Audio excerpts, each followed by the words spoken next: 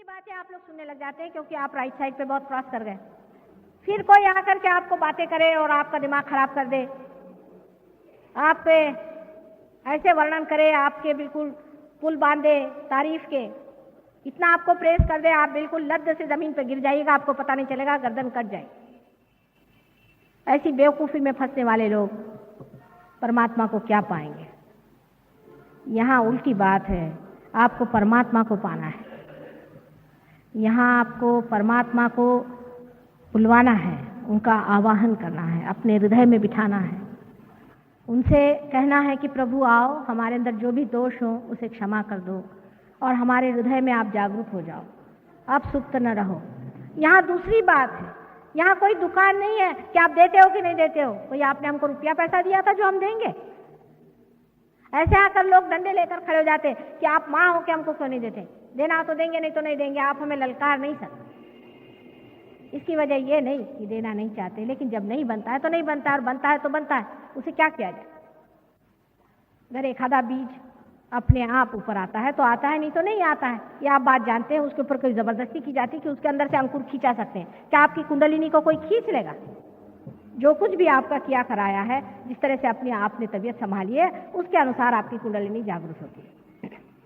इस प्रकार आपके अंदर जो दो शक्तियां हैं, ईड़ा और पिंगला में जो बहती हैं, जिसका पहले का नाम है कि आप कहें महाकाली की शक्ति, इसका इंग्लिश में कोई नाम नहीं है।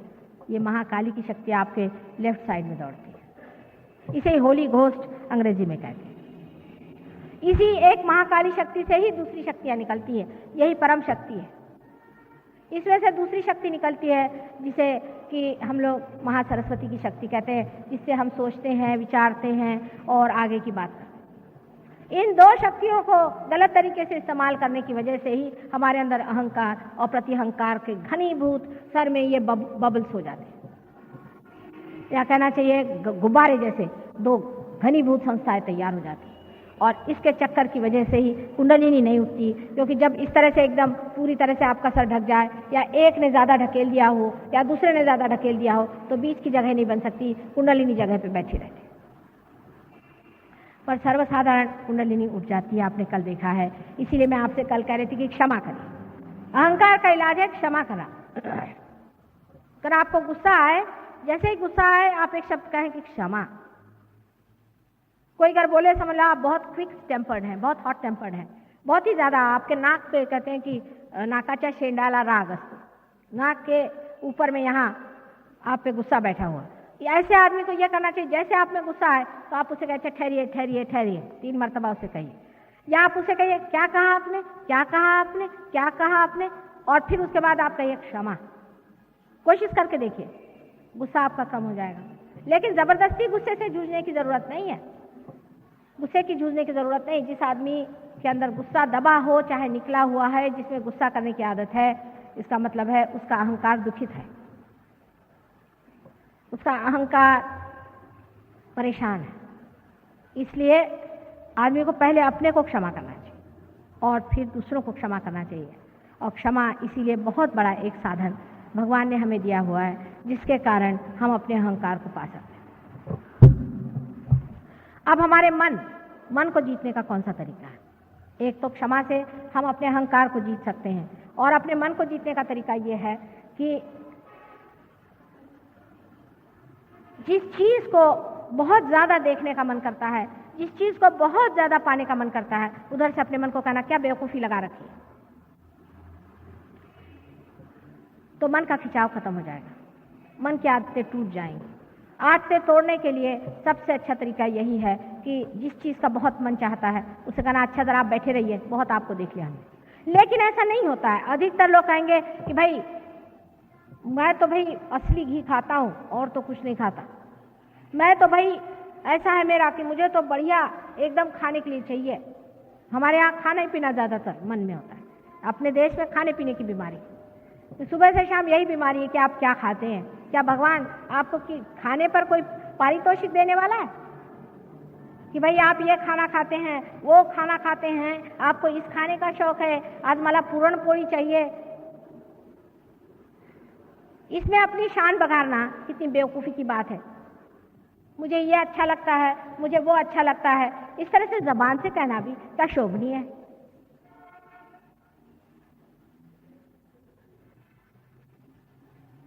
और वो भी ऐसी चीजें आप कहिएगा कि जिससे आप सोचते हैं कि मैं बड़े रईस हो गया, बड़ी रईसियत मुझ में आ गई, इस तरह से आप कहते हैं। और देखकर मुझे आश्चर्य होता है कि ये भी कोई बात कहने की है बेटे, ये भी कोई बात अपने मुंह से कहने की है कि मुझे इसका शौक है, मुझे कपड़ों का शौक है, मुझे फलाने का शौक है, मुझे ढिकाने का शौक है। परमात्मा की नजर में ये सब चीजें क्या होंगी? आप ही बताइए। आप परमात्मा की जगह खड़े होकर सुनिए कि अगर कोई आदमी आपसे बताए कि मुझे इसका शौक है, उसका शौक है, फलाना है, हमारी अम्मा बहुत अच्छा खाना खिलाती हैं, वो ढिकानी है, वो कुछ नहीं बनाती, हमारी अम्मा बहुत अच्छी है, इस तरह की बेवकूफ़ी की बातों से लेकर बड़ी बातों तक, जैसे मुझे मोटर का शौक है, मुझे सत्ता का शौक है, मैं प्राइम मिनिस्टर बनूंगा, इसका मुझे शौक है, उसका शौक है। आपको दुनिया भर के शौक हैं तो आप अपने घर में बैठिए। परमात्मा के साम्राज्य में ऐसे शौकीनों की कोई जगह नहीं। जरूरत से ज्यादा इस तरह के शौकीनियां करना कोई मनुष्य को शोभा नहीं देता। ये मनुष्य ही करता है, जानवर नहीं करता बेचारा। वो तो कहीं भी सो जाता है, कहीं भी उठ जाता है। और मेरे ख्याल से जो साधु संत होते हैं वो भी उसी हालत में पहुंच जाते हैं। कहीं भी कहे सोने का तो सो जाएगा, उसको क्या, जब कंफर्ट अंदर में ही है, जब सारा आराम अंदर ही में है, तो बाहर की ये सब चीजों की क्या जरूरत है? पर वो जब तक दशा नहीं आती तब तक अपने साथ बहुत ज्यादा जबरदस्ती करने की जरूरत नहीं। क्योंकि मैं एक बात कहूंगी तो आप दूसरी बात करिएगा। मैं अगर कहूंगी कि बेटे आराम मत करो ज्यादा, तो आप कहेंगे अच्छा आज से माने का हम जमीन पर सोएंगे, रास्ते पर जाके सो जाएंगे। मैंने कहा कि भाई रास्ते पर सोना अच्छा नहीं है तो हम महलों में जाके सोएंगे। मैंने बीच में रहो, ये बात मैं कह रही हूं कि किसी भी बीच में न रहने से मनुष्य में एक तरह से बड़ी बेवकूफी आ जाती है और वो इतना फ्रिवलस और इस कदर वो श्रृंखल हो जाता है कि उसकी ये समझ ही नहीं आता है कि किस चीज में मजा है। हर चीज को वो उछली नजर से देखते रहता है, सारा जीवन उसका बड़ा उथला, उसमें कोई गहनता नहीं आती। और जब तक गहनता नहीं आएगी तब तक आपके अंदर आनंद कितना भी भरो, कुछ आनंद आपको नहीं मिला। ये दोनों एक्सट्रीम्स की बातें हैं। मैंने आपसे बताया कि जब आदमी अहंकार में चढ़ता है तो अहंकार के भी भूत चढ़ते हैं। ऐसे कैसे अहंकारी लोग होते हैं दुनिया में कि जो मरते हैं तो भी उनका अहंकार नहीं जाता, इनको लगता है कि साहब मैंने कुछ काम ही नहीं किया। ऐसे लोग भी आपके खोपड़ी में घुस सकते हैं, उनके भी भूत आपके अंदर आ सकते हैं और आप ऐसी ऐसी बातें करेंगे कि लोग कहेंगे ये तो ऐसा नहीं था, इसको हो क्या गया। तो नॉर्मल रहना चाहिए आदमी को, बीचों बीच रहना चाहिए। जो आदमी बीचों बीच रहता है वो ये दोनों ही शक्तियों से पूर्णतया प्लावित होता है।